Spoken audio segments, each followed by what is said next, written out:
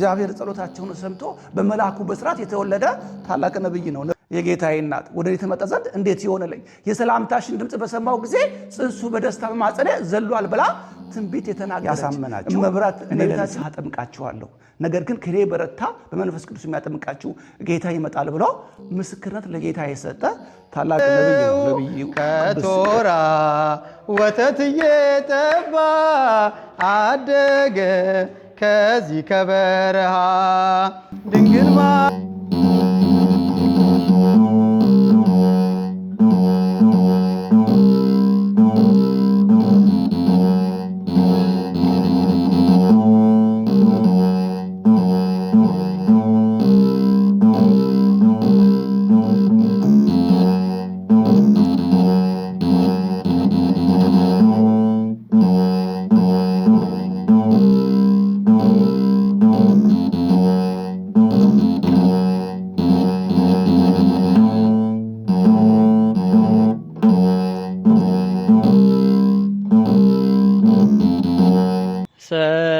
ሰላም ለኪ ዘንሰግድ ንብለኪ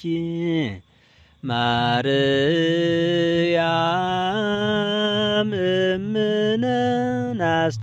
አሁን ያለንበት ኤቨን ሴፐር ተብሎ በሚጠራው ከኢየሩሳሌም ወጣ ባለችው የገጠር መንደር ጆን ዴዘርት ቅዱስ መጥምቀ መለኮት ቅዱስ ዮሐንስ በልጅነቱ እናቱ ይዛው መታ ያደገበት ምድረ በዳ ነው። ጆን ዴዘርት ወይም የዮሐንስ ምድረ በዳ ታሪኩ እንዲህ ነው። የኤሮስ አማካሪዎች ወደ ኤሮስ ሄዱና በቤተልሔም 144,000 ሕፃናት ካስገደሉ በኋላ አማካሪዎች ሄዱና ምናልባት ንጉሥ የሚሆነው የካህኑ የዘካርያስ ልጅ ሊሆን ይችላል። ሲጸነስ አንደበት ዘጋ፣ ሲወለድ አንደበት ከፈተ፣ አባቱ በተወለደበት ቀን መንፈስ ቅዱስ አድሮበት ትንቢት ተናግሯል። የእስራኤል ቤዛ ከጨለማ የሚያወጣቸው ብሎ ትንቢት ተናግሯል። እሱ ይሆናል መሲሁ፣ እሱን የካህኑ ልጅ አስጠርታ አስገድል ብለው አማካሪዎች አማከሩት። ወታደሮች ፈጥኖ ላከ። በዚህን ጊዜ መጀመሪያ ወደዚህ ከመምጣታቸው ፊት ካህኑ ዘካርያስ አባቱን ጠየቁት። አባቱን ሲጠይቁት እሱ ከእናቱ በቤቱ አለ ብሎ ተናገረ። አስቀድሞ ግን እነሱ ሳይደርሱ መልእክተኛ ለሚስቱ ወይም ለኤልሳቤጥ ላከ። እነሆ ልጅሽን ሊገሉት የሄሮድስ ወታደር ይፈልጉና የምታደርግ በስተርጅና ያሰጠሽ ልጅ እንዳይገሉብሽ የምታደርጊውን እወቂ ብሎ መልእክተኛ ላከ። እሷም ከነበረችበት ከበጋ ቤት ሸሽታ ወደዚህ ምድረ በዳ መጣች። በዚህ ቦታ ላይ ልጇን ይዛ ከዛሬ ነገ ይገሉብኛል ብላ እስከ 7 ዓመት ቆየች። 7 ዓመት ሲሆነው እሷ ጥላው አረፈች። በዚህን ጊዜ ጌታችን በመንፈስ አውቆ ነቢያትንና ጻድቃንን አስከትሎ መጥቶ እናቱን ቅድስት ኤልሳቤጥን ቀበረ። እሱን ይዘነው እንሄድ ብላ እመቤታችን ስጠይቀው አባቴ የፈቀደለት ቦታ ይህ ነው፣ እዚህ ይኑር ብሎ ወንጌላዊ መጥምቀ መለኮት ቅዱስ ዮሐንስን ተወው። እቺን ፍየል ታያታላችሁ። የዚችን ፍየል ወተት እየጠጣ የፍራፍሬ የበረሃ እንጨት ፍራፍሬ እየበላ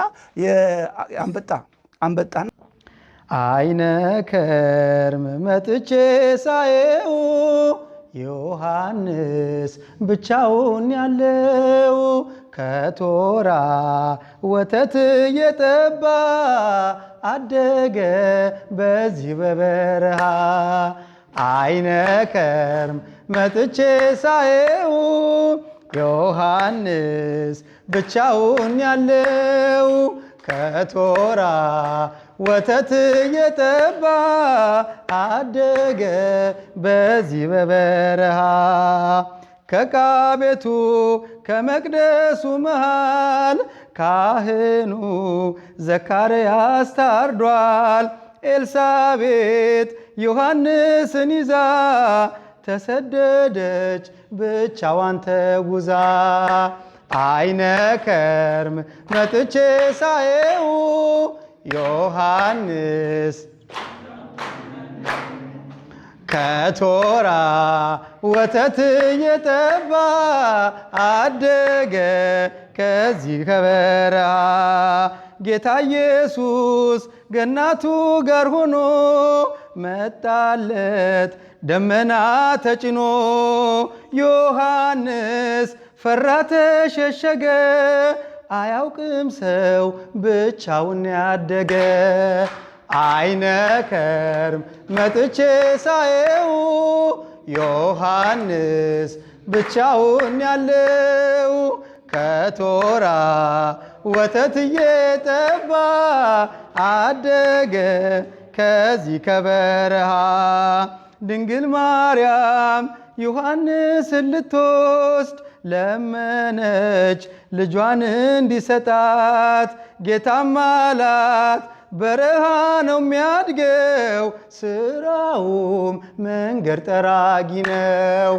አይነከርም ዮሐንስ ብቻውን ያለው ከቶራ ወተት የጠባ አደገ ከዚህ ከበረሃ። ድንግል ማርያም ዮሐንስን ልትወስድ ለመነች ልጇን እንዲሰጣት። ጌታም አላት በረሃ ነው የሚያድገው ስራውም መንገድ ጠራጊ ነው። አይነከርም መጥቼ ሳየው ዮሐንስ ብቻውን ያለው ከቶራ አደገ ከዚህ ከበረሃ። ስለ መዝሙሩ ያለንበት ምድረ በዳ ያለንበት ቦታ ዩኒቨርሳል ዓለሙ ምድረ ፋይዳ ይባላል። በቤተክርስቲያን ቋንቋና ስም መጠሪያ ምድረ ፋይዳ ማለት የመከራ የፍዳ ዓለም ማለት ነው። ሰው ለመጀመሪያ የተፈጠረው እንደዚህ እየወጣ እየወረደ እያሰበ እየተጨነቀ በፈተና በኃጢአት እየወደቀ እየታመመ እየተራበ እየተጠማ እንዲኖር አልነበረም። በገነት በመንፈስ ቅዱስ ታድሶ በመዓዛ በገነት መዓዛ ሽታዎች እየሸተተ ሩቁ ቀርቦለት የረቀቀው ጎልቶለት እግዚአብሔርን አባቱን ፈጣሪን ሥላሴን እያመሰገነ ከመላእክት ጋር ቅዱስ ቅዱስ ያለ የተፈጠሩለት አራዊት ሁሉ እሱን እያመሰገነ እንዲኖር ነበር። ነገር ግን በተንኮለኛው በዲያብሎስ ምክንያት የሰማው መጥፎ ምክር ተግባራዊ ለማድረግ የእግዚአብሔርን ትእዛዝ ጥሶ ወደዚህ ወደ ምድረ ፋይዳ መጥቷል ማለት ነው። እንግዲህ ያ የምድረ ፋይዳ ኑሮን እንዲያበቃ ወደ ነበረበት ወደ ገነት እንዲመለስ የሥራ ሁሉ ተባባሪ አንዱ መጥምቀ መለኮት ቅዱስ ዮሐንስ ነው።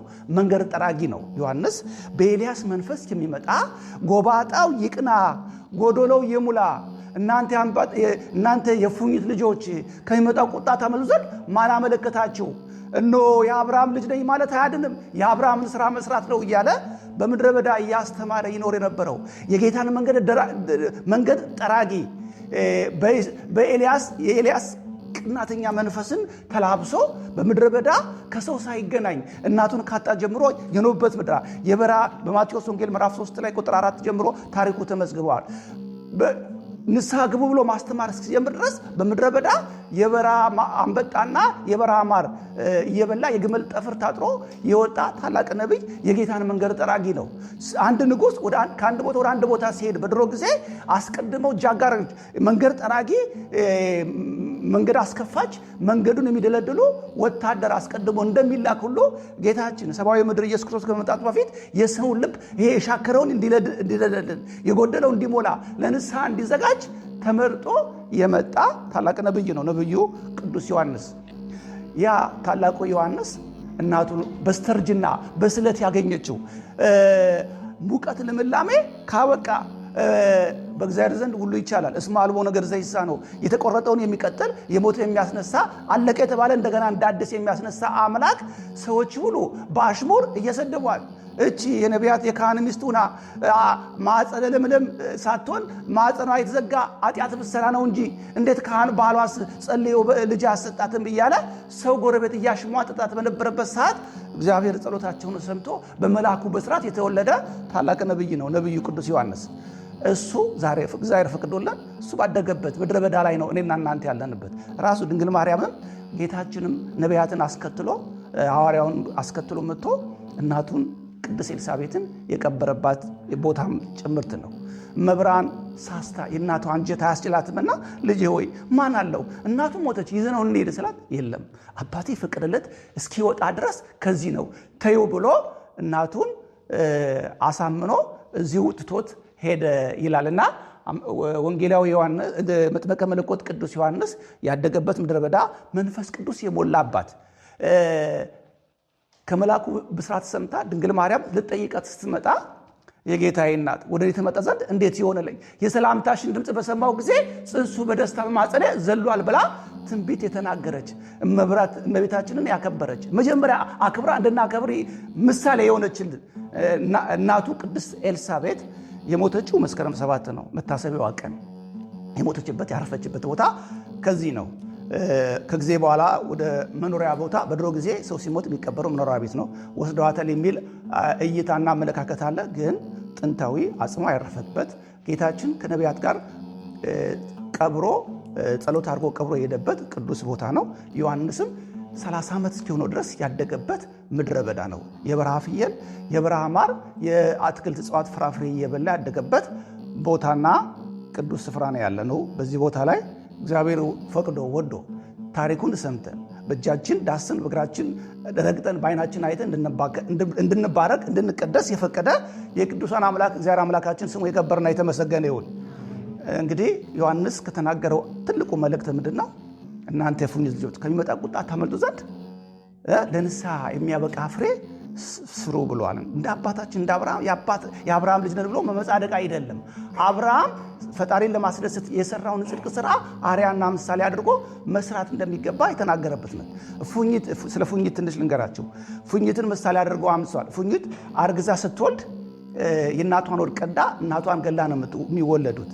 ስለዚህ እናንተ ነቢያትን የገደላችሁ የነቢያትን ቃል የማትሰሙ እንደ መላእክት ሕግና ስርዓት ተቀበላችሁ፣ ነገር ግን ስርዓቱን የማትሰሙ ልቦናችሁ የደነደነ በሉ። አሁን ግን እንደዛ አይደለም።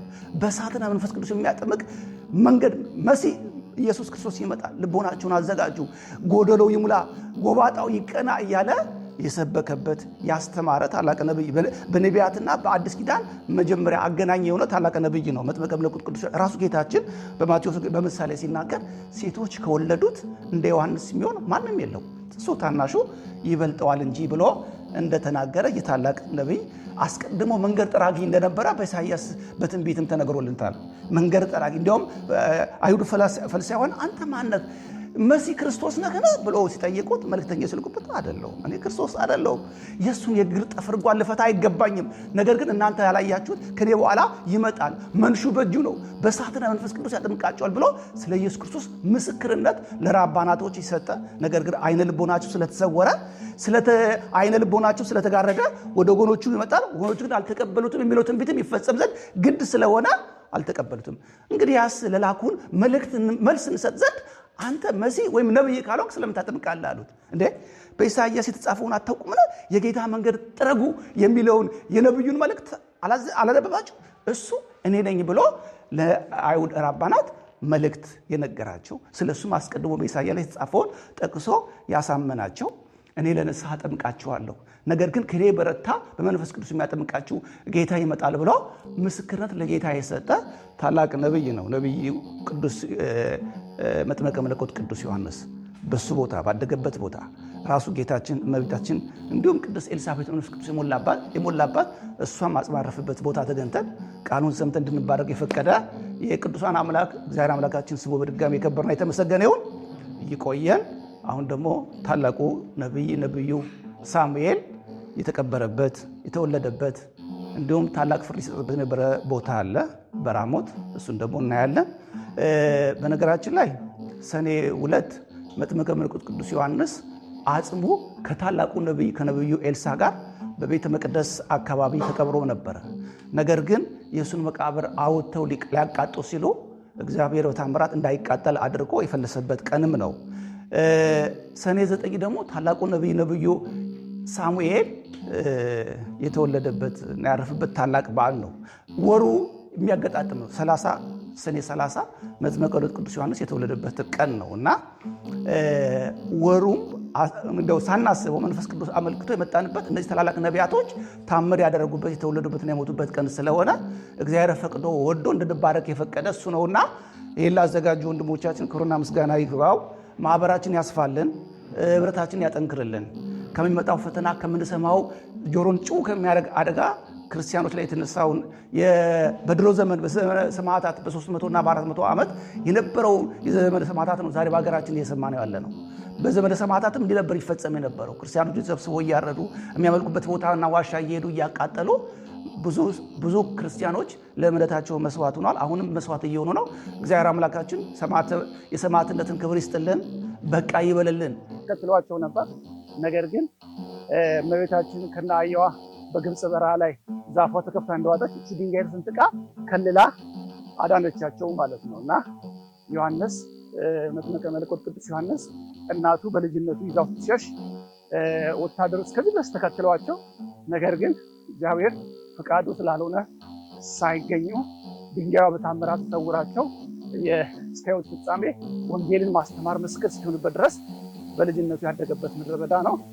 ስታዩት ራሱ መልክዓ ምድሩ ልም ያለ ምድረ በዳ ነው። እውነትም ምድረ በዳ ነው። በማቴዎስ ወንጌል ምዕራፍ 3 ቁጥር 4 ጀምሮ ስለ ዮሐንስ በምድረ በዳ እንደነበረ መጽሐፍ ቅዱስ ይነግረናል። ይኖርበት ነበር ምድረ በዳ ይሄ ነው ማለት ነው።